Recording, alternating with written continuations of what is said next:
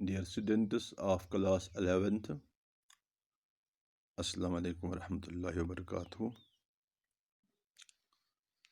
जैसा कि आप जानते हैं, कल से हमने मॉलिक्यूलर ऑर्बिटल थ्योरी स्टार्ट की है, जो मॉडर्न थ्योरी है। इस थ्योरी में हम जो इसके बेसिक कंसेप्ट्स हैं वो पढ़ रहे हैं, और इस थ्योरी को हम इस लेवल पे सिर्फ सिंपल मॉलिक्यूल्स पर अप्लाई करते हैं।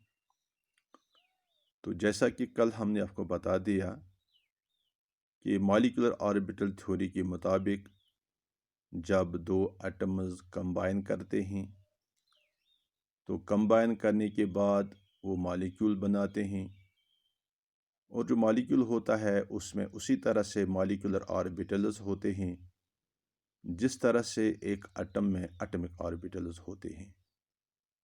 जिस तरह एटॉमिक ऑर्बिटल्स में इलेक्ट्रॉन्स रिवॉल्व करते हैं around the nucleus of the atom, इसी तरह से मॉलिक्यूलर ऑर्बिटल में इलेक्ट्रॉन्स रिवॉल्व करते हैं around the nucleus of the molecule. तो जहाँ तक मॉलिक्यूलर ऑर्बिटल्स का ताल्लुक है, ये बनते हैं जब एटॉमिक ऑर्बिटल्स ओवरलैप करते हैं, और इस ओवरलैपिंग के दौरान जो एटॉमिक ऑर्बिटल होता है वो अपनी आइडेंटिटी लूज़ करता है, वो कहीं पे मौजूद रहता नहीं है।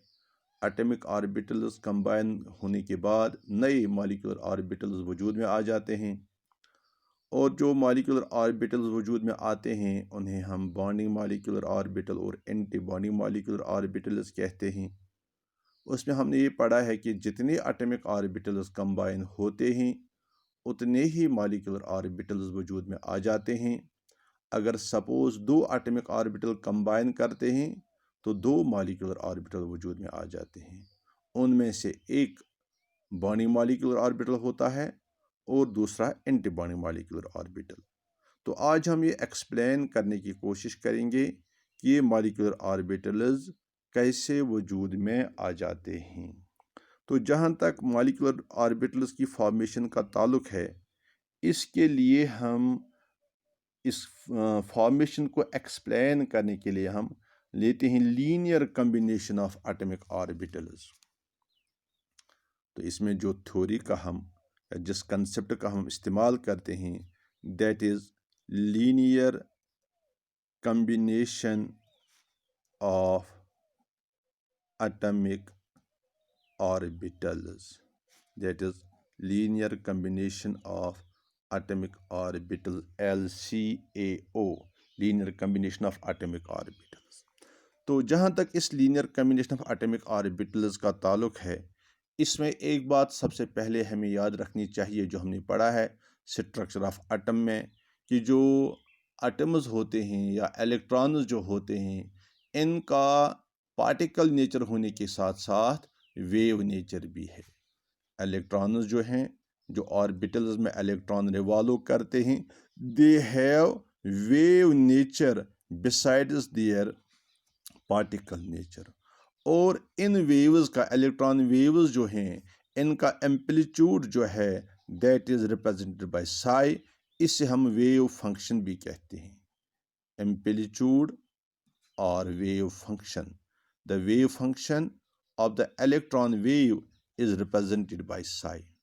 अब जो ये कंबाइनिंग एटम्स होते हैं, इन कंबाइनिंग एटम्स में जो एम्पलीट्यूड या वेव फंक्शन जो इन इलेक्ट्रॉन वेव्स का होता है, दैट वेव फंक्शन और the waves can be in phase waves, in phase और out of phase, in phase और आउट ऑफ फेज। तो इन फेज और आउट ऑफ फेज का मतलब क्या है, ये बात फिर से सुनिए कि जो इलेक्ट्रॉन्स प्रेजेंट होते हैं इन द एटॉमिक ऑर्बिटल्स, इन्हें पार्टिकल नेचर के साथ साथ वेव नेचर भी होता है, जिसको हम डिवेल कैरेक्टर कहते हैं, जो हमने डे ब्रॉग्लीज इक्वेशन के ज़रिए हमने प्रूव भी किया है कि इलेक्ट्रॉन्स की वेव लेंथ कितनी होती है जब ये बिहेव करते हैं एज ए वेव। तो जो इलेक्ट्रॉन वेव है, इलेक्ट्रॉन वेव का एम्पलीट्यूड जो है that is represented by Sai, इसको हम वेव फंक्शन भी कहते हैं। तो ये जो वेव्स हैं they can be in phase waves और आउट ऑफ फेज, जब दो एटम कंबाइन करेंगे, जाहिर सी बात है एक एटम में जो इलेक्ट्रॉन होगा उन इलेक्ट्रॉन्स की अपनी वेव फंक्शन होगी, और जो दूसरा एटम होगा वहाँ पे जो इलेक्ट्रॉन होंगे उनका अपना वेव फंक्शन होगा, तो अपना वेव कैरेक्टर होगा। तो ये जो दो कंबाइनिंग एटम्स हैं, जो इनके इलेक्ट्रॉन्स की वेव्स जो हैं they can be in phase और आउट ऑफ फेज। ये इन फेज या आउट ऑफ फेज का मतलब क्या है, ये हम इस तरह से समझा देंगे। मिसाल के तौर पर ये वेव जो है, let it represents the electron wave. मान लो ये एक इलेक्ट्रॉन वेव है, इसमें हम देख रहे हैं ऊपर का हिस्सा क्रस्ट है, नीचे का हिस्सा ट्रफ है, crust and trough, this electron wave. तो इसके ये एक एटम की इलेक्ट्रॉन वेव है। अब दूसरे एटम की इलेक्ट्रॉन वेव देख लीजिए, ये दूसरे एटम की इलेक्ट्रॉन वेव है। ये दो वेव्स जो हैं इनको हम इन फेज वेव्स कहते हैं। These two waves are in phase waves. उसके बरक्स आप यहां देख लीजिए,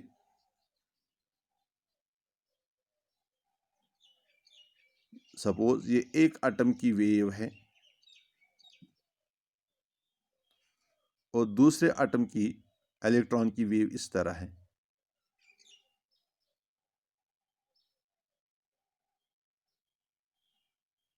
तो अब देख लीजिए इन दो वेव्स में फ़र्क क्या है। ये वाली दो वेव्स जो हैं they are in phase waves, और ये दो वेव्स जो हैं they are out of phase waves. Out of phase आप समझ गए होंगे। ये देख लीजिए इन फेज क्यों है, क्योंकि यहाँ पर इन दो वेव्स में जो क्रस्ट है, इसका क्रस्ट और इसका क्रस्ट बिल्कुल एक दूसरे के साथ है, यानी एक कॉरस्पॉन्डिंग क्रस्ट। जहाँ पर इस वेव का क्रस्ट है उसी जगह पर इस वेव का क्रस्ट भी है, जहाँ पर इस वेव का ट्रफ है उसी जगह इस वेव का ट्रफ है। इसी तरह से यहाँ पर फिर से देख लीजिए, क्रस्ट और क्रस्ट एक दूसरे के सीध में है और ट्रफ एक दूसरे के सीध में है। उसके बरक जो ये आउट ऑफ फेज वेव्स हैं, इसमें क्रस्ट, यहाँ क्रस्ट है और इसी के नीचे जो दूसरी वेव है उसी के सीध में यहाँ पर ट्रफ है, यानी क्रस्ट और ट्रफ एक दूसरे के मध्य मुकाबल हैं। यहाँ पर देखिए ट्रफ और क्रस्ट एक दूसरे के मध्य मुकाबल हैं, और इसी तरह से यहाँ पर भी। इसीलिए इन वेव्स को, जिनमें दो वेव्स का क्रस्ट बिल्कुल एक ही स्पेस में एक ही जगह पे है, उसको हम इनफेज कहते हैं, और जहाँ पर क्रस्ट और ट्रफ एक दूसरे के मध्य मुकाबल हों उन्हें हम आउट ऑफ फेज वेव्स कहते हैं। तो जनरली क्या होता है, जिस वक्त एटॉमिक ऑर्बिटल्स की कम्बिनेशन होती है, तो एटॉमिक ऑर्बिटल्स की कम्बिनेशन जो है ये दो तरह से होती है। एक ये इस तरह मैं कहूँ कि इस फर्स्ट में ये होता है कि जिस वक्त ये दो एटॉमिक ऑर्बिटल्स कंबाइन करते हैं, इलेक्ट्रॉन वेव्स कंबाइन करते हैं, तो एक सिचुएशन इनमें हो जाती है, addition of electron waves takes place. Addition of electron waves takes place, addition हो जाती है। तो वो उस वक्त होती है जब दो वेव्स इन फेज। अब देख लीजिए, जब ये वेव और ये वेव कंबाइन करेंगे, क्योंकि इनका क्रस्ट बिल्कुल इनके एक दूसरे के मध्य मुकाबल है, इसलिए जो नई वेव वजूद आएगी by the combination of these two waves, वो इस तरह की वेव होगी। यानी एक नई वेव बनेगी, उसके क्रस्ट और ट्रफ जो होंगे या उसकी वेव फंक्शन जो होगी, उसमें क्रस्ट जो होगा इसका एम्पलीट्यूड लार्जर होगा, इसी तरह से ट्रफ का एम्पलीट्यूड भी लार्जर होगा। इसको हम एडिशन कहते हैं। This happens because of addition. इसलिए जो नई वेव बनेगी, अगर आपको इसका एम्पलीट्यूड देखना होगा, that is represented by Sai. मान लो ये जो पहली वेव है, it is the wave function of atom A, जिसको हम साई ए से रिप्रेजेंट करेंगे, और दूसरी वेव जो है इसको हम रिप्रेजेंट करेंगे साई बी से। क्योंकि इन दो वेव्स की कम्बिनेशन से जो वेव वजूद में आ गई उसको हम साई से रिप्रेजेंट करेंगे। Since this wave has resulted, this resultant wave has been formed by the addition of these two waves, so it can be written as psi is equal to psi A plus psi B. तो case second में देख लीजिए, अगर out of phase waves हैं जहां पर crust और trough एक दूसरे के मद्दे मुकाबल हैं, जब ये दो वेव्स एक दूसरे के साथ कंबाइन करेंगे तो यहाँ पर जो रिजल्टेंट वेव होगी वो इस तरह की होगी, यानी उसमें जो नई वेव वजूद में आ जाएगी उसका क्रस्ट और ट्रफ छोटा होगा, क्योंकि यहाँ पर क्रस्ट और ट्रफ एक दूसरे के मद्दे मुकाबले हैं, ये एक दूसरे में एडिशन के बजाय सब्ट्रैक्शन करेंगे। तो इसलिए जो नई वेव वजूद में आएगी इसको हम साई डैश से रिप्रेजेंट करेंगे। तो ये जो साई डैश है that will be equal to psi A minus psi B. इस तरह से दो एटॉमिक ऑर्बिटल्स वजूद में आ जाते हैं। एक आता है by addition of atomic orbitals और दूसरा जो होता है सेकंड केस में that results that is formed because of subtraction of atomic orbitals. तो एडिशन उस वक्त होती है जब two waves when two waves are in phase waves and subtraction उस वक्त हो रही है जब waves होती हैं out of phase waves। तो अब एक और इम्पॉर्टेंट पॉइंट जो हम पहले से जानते हैं, जो हमने स्ट्रक्चर ऑफ एटम में पढ़ा है हमने, कि ये जो एटॉमिक ऑर्बिटल है जिसकी वेव फंक्शन या एम्पलीट्यूड हमने साई के ज़रिए या साई से रिप्रेजेंट की है मॉलिक्यूलर ऑर्बिटल में, तो इस मॉलिक्यूलर ऑर्बिटल में इलेक्ट्रॉन मौजूद होने के chances, probability of finding the electron जो है that is given by the value of Sai square.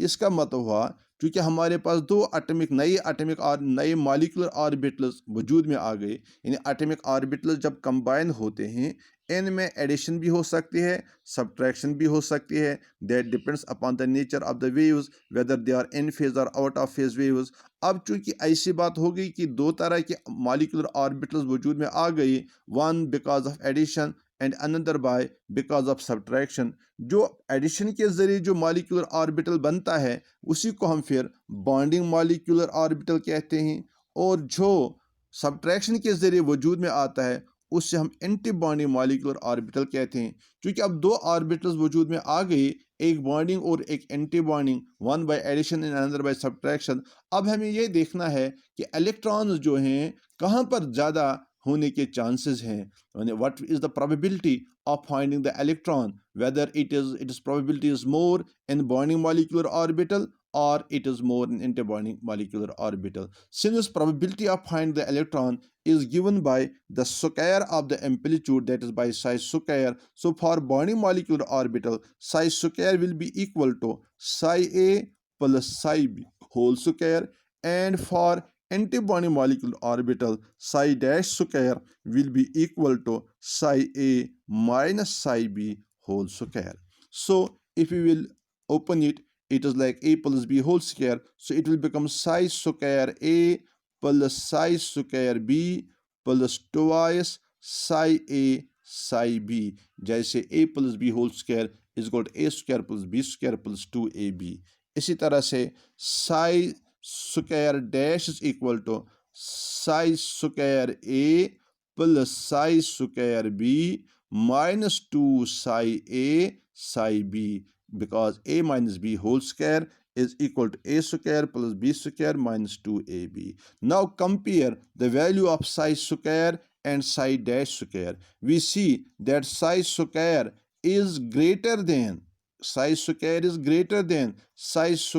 a plus psi square b by a quantity twice psi a plus psi b.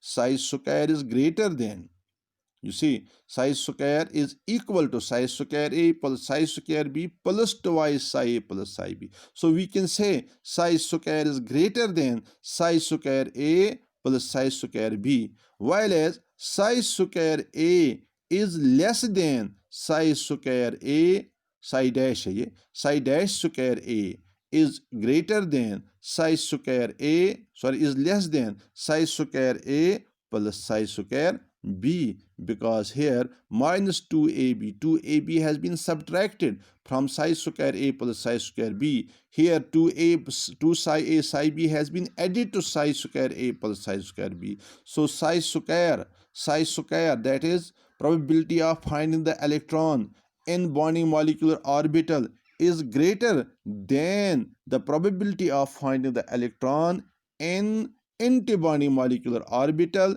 which has been resulted by the subtraction of the atomic orbitals। ये जो addition होती है इसको हम constructive interference भी कहते हैं, और जो सब्ट्रैक्शन होती है इसको हम डिस्ट्रक्टिव इंटरफेरेंस कहते हैं। एडिशन को हम कंस्ट्रक्टिव इंटरफेरेंस कहते हैं, कंस्ट्रक्टिव इंटरफेरेंस, वाले सब्ट्रैक्शन जो है इसको हम डिस्ट्रक्टिव इंटरफेरेंस कहते हैं। और ये बात नोट करके रखिए कि जो एटॉमिक ऑर्बिटल एडिशन से बनता है that is bonding molecular orbital, जो सब्ट्रैक्शन से बनता है that is anti bonding molecular orbital. और कल हमने बता दिया है आपको जो बॉन्डिंग मॉलिक्यूलर ऑर्बिटल्स होते हैं उन्हें हम रिप्रेजेंट करते हैं by sigma, pi and delta, while as antibonding molecular orbitals are represented sigma asterisk on the top. Generally, we read it as sigma star, then it is pi star, then it is delta star. So, these are bonding molecular orbitals and these are antibonding molecular orbitals. तो आज के लिए इतना ही। इंशाल्लाह इसके details जो हैं वो हम कल स्टडी करेंगे, फर्दर डिटेल्स।